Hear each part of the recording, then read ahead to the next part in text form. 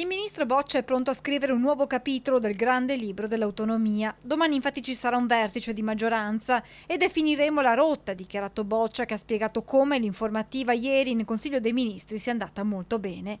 Nella nota di aggiornamento al DEF ho assunto un impegno, continua il ministro, che ci sarebbe stato un collegamento alla manovra chiamato disposizioni per l'attuazione dell'autonomia differenziata ed è quello che sto facendo nei tempi previsti, ossia dicembre. Dal 2 gennaio, per quanto mi riguarda, conclude Boccia, possiamo andare in Parlamento. Intanto emergono alcuni contenuti del disegno di legge sull'autonomia destinato a definire un quadro unitario di obiettivi e previsioni a cui lo Stato si deve rifare nell'elaborazione delle intese con le regioni, con alla base l'EP e lotta al deficit infrastrutturale. Questo quanto elaborato secondo una bozza pervenuta all'ANSA dai tecnici in un provvedimento urgente in 3 articoli che sarà presentato giovedì sera in Consiglio dei Ministri dal Ministero degli Affari Regionali e delle Autonomie.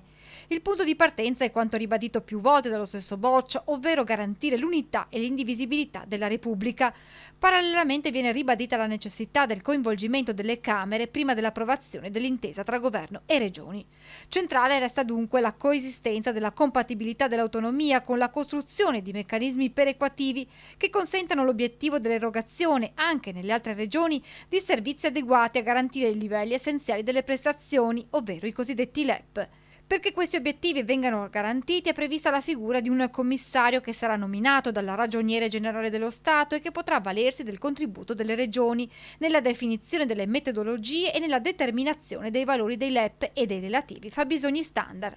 Intanto dal Veneto si aspettano i nuovi sviluppi, con la consapevolezza, ha spiegato il governatore Zaia, che quella dell'autonomia è una lotta che riguarda sempre più regioni. Ormai 17/18 regioni su 20 hanno avviato il processo, hanno già l'autonomia. La stragrande maggioranza, se non la quasi totalità delle regioni italiane, comunque è nel processo dell'articolo 116 e quindi dell'autonomia differenziata. Abbiamo avuto un incontro importante la scorsa settimana, avremo un'altra convocazione per venerdì prossimo e spero che si sblocchi la situazione. Noi siamo pronti a firmare per l'autonomia, quella vera ovviamente.